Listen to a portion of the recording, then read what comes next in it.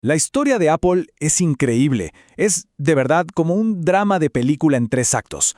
Primero, un ascenso meteórico. Luego, una caída que casi la destruye. Y al final, el regreso más espectacular que se ha visto en la historia de los negocios. No es solo la historia de una empresa, ¿eh? Es la prueba de que una idea, una simple idea nacida en un garage, puede, literalmente, cambiar el mundo. Vamos a ver cómo fue que lo lograron. Para entender bien a Apple, tenemos que viajar en el tiempo, a los años 70. En esa época las computadoras eran unos monstruos, máquinas enormes, súper complejas, carísimas y solo para expertos en laboratorios. O sea, la idea de tener una de estas en casa era prácticamente ciencia ficción. Pero justo ahí, en medio de todo eso, surgió una pregunta que lo cambiaría absolutamente todo. Y aquí está el choque de dos mundos que define a Apple. A la izquierda, lo que había, computadoras como monstruos de laboratorio, impersonales, frías. Y a la derecha, la revolución de Apple, tecnología que se siente personal, cercana, casi humana. Es que su misión no era vender circuitos y cables, era democratizar el poder que tenían las computadoras, ponerlo en manos de todos. Y esta revolución, claro, no vino de una gran corporación ni de una sala de juntas. Nació, como muchas de las grandes historias, de una pareja bastante peculiar, un ingeniero brillante y un visionario que era implacable. A ver, lo que es fascinante de esta dupla es el equilibrio perfecto que tenían. Wozniak era el genio técnico, ¿no? El que estaba obsesionado con crear una máquina que fuera eficiente, elegante desde la ingeniería. Pero Jobs tenía ese talento único de ver más allá del circuito. Él no veía una máquina, él veía un producto, una marca, un deseo. Digamos que Wozniak construyó el motor, pero fue Jobs quien diseñó el auto y convenció al mundo de que quería manejarlo.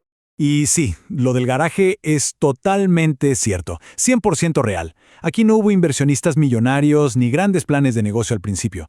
Apple nació porque vendieron una furgoneta y una calculadora. O sea, no era una startup en el sentido moderno, era una apuesta desesperada y llena de pasión.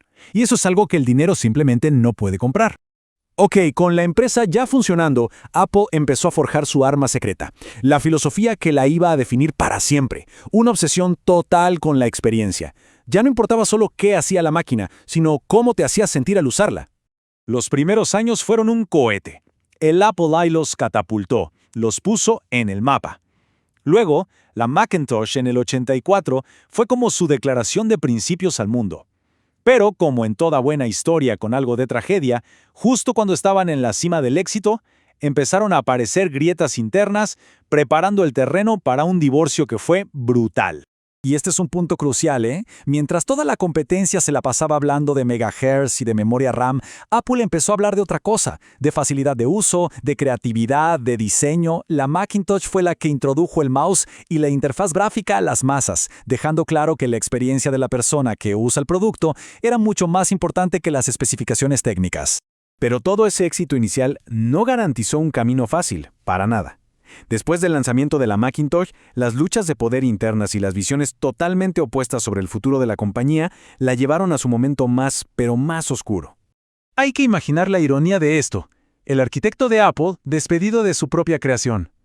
Y sin él, sin su brújula, la compañía se perdió. Pasó una década sacando productos sin alma, tomando decisiones confusas.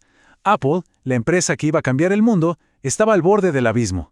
Y justo cuando el mundo ya se preparaba para escribir el obituario de Apple, llega 1997. Y aquí, en un giro de guión digno de Hollywood, la empresa, que estaba a punto de quebrar, hace la única jugada que podía salvarla.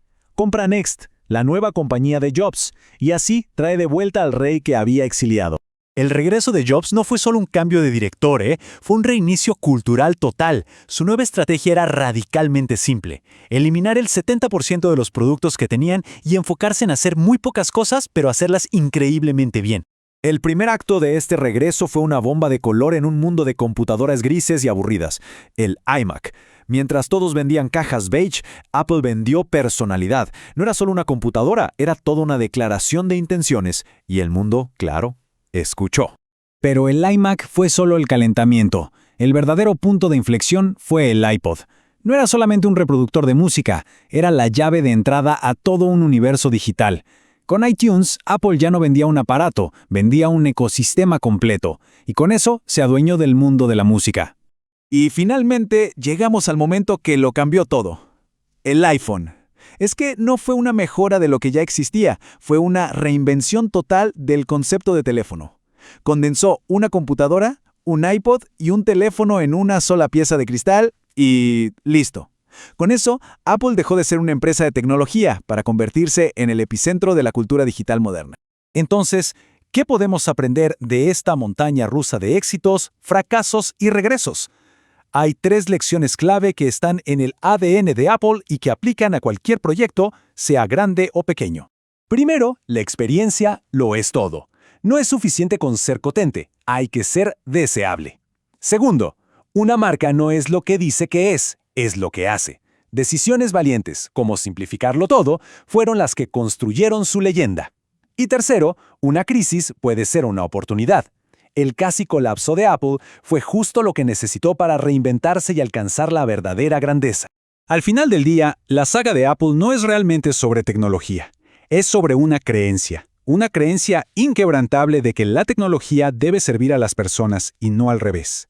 Esa idea, la misma que nació en un garaje, es la que sigue hoy en día cambiando nuestro mundo un dispositivo a la vez.